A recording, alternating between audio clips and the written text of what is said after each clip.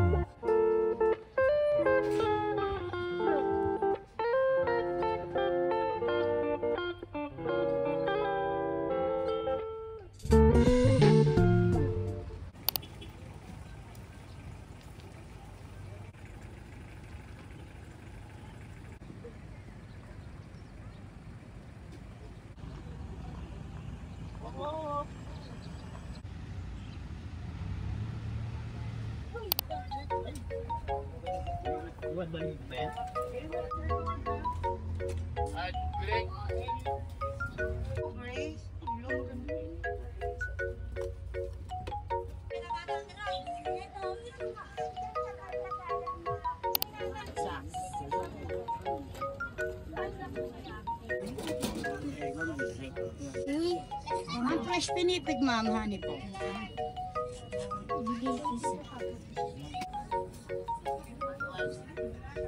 Bye, ma'am. Fresh pinipig, madam.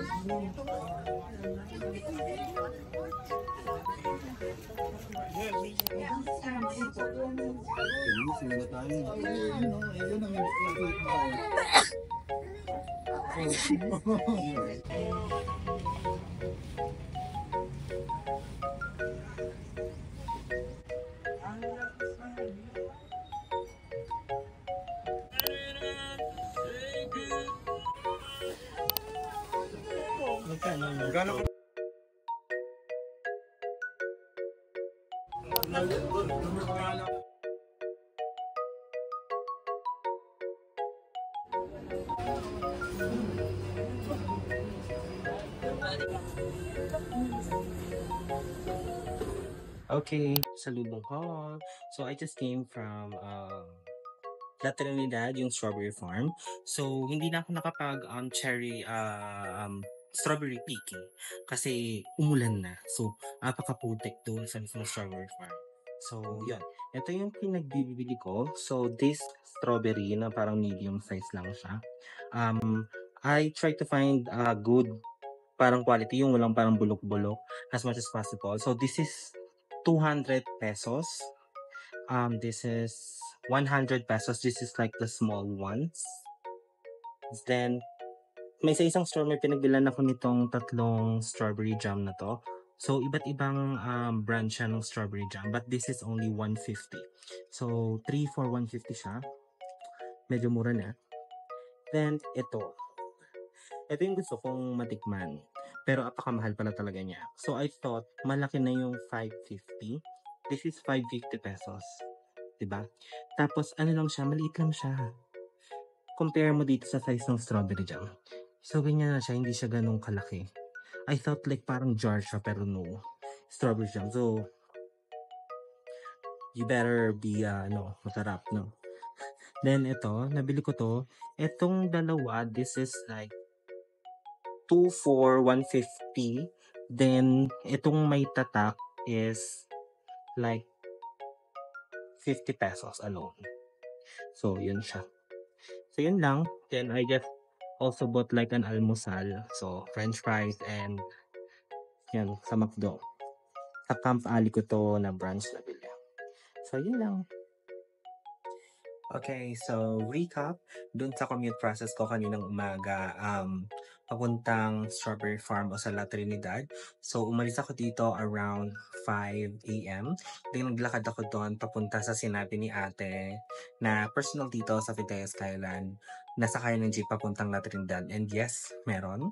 So, gladly, pagdating ko doon, may jeep na napapaalis. So, sumakay agad ako. And nakapila yun sila sa Rizal Monument Park. If hindi kayo familiar dun sa lugar na yon, you can actually pin the Rizal Monument on Google Maps. And you can walk papunta doon sa sakayan ng jeep if your hotels are near like Burnham Park. So walkable naman siya kasi nilakad ko lang din siya. Ngayon, yung pamasahe is 60 pesos mula dun sa Rizal Monument Park papuntang La Trinidad.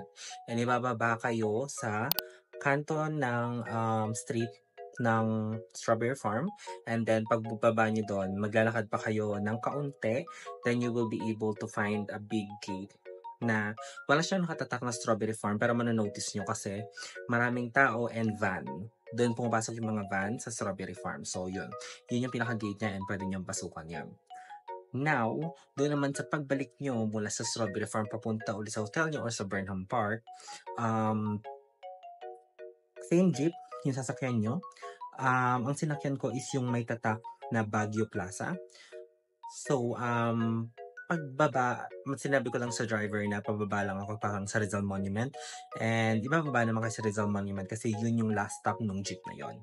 Ang weird lang dito is that yung papunta, 60 pesos yung pamasahe, pero yung pabalik mula Strawberry Farm to Monument Rizal, 16 pesos lang yung pamasahe. So, not sure what happened there, pero yun yung binayaran kong commute option sa papunta back and forth sa Strawberry Farm sa La Trinidad. So, yan. Okay naman siya for me. So, currently 1 p.m. na and pupunta tayo sa isang cafe na gusto pumuntahan dito. Kasi medyo nagugutom na rin ako. And kakagising ko lang from 5-hour nap. So, let's go!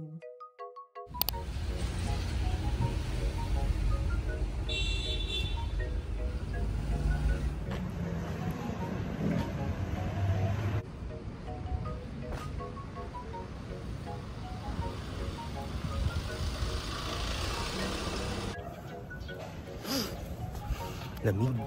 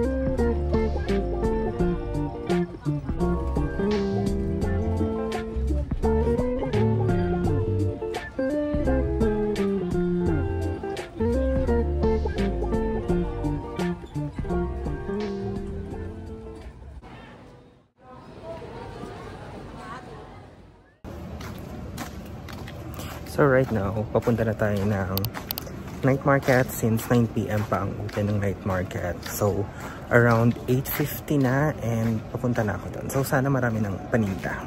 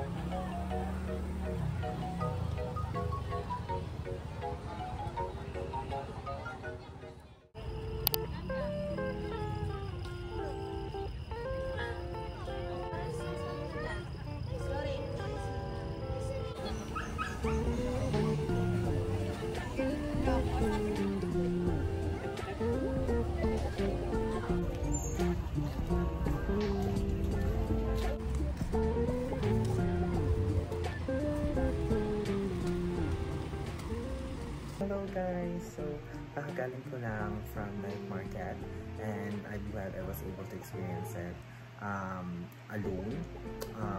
Next time, maganda magsama ng friends or family there. But, yun nga. So, all in all, okay naman yung night markets.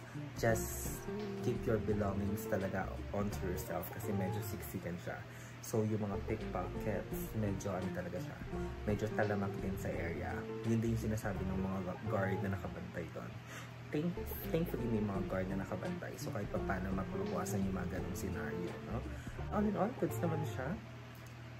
Recommended pa rin naman siya. Prices are reasonable naman din. So, dito ko na rin para i-wrap up yung vlog na to. So, I hope guys you enjoyed this simple Baguio vlog na ginawa ko for 2 days. So, if you like the video, please like the video, subscribe to my channel, and leave a comment if you want to. And yeah, see you on my next vlog. Bye!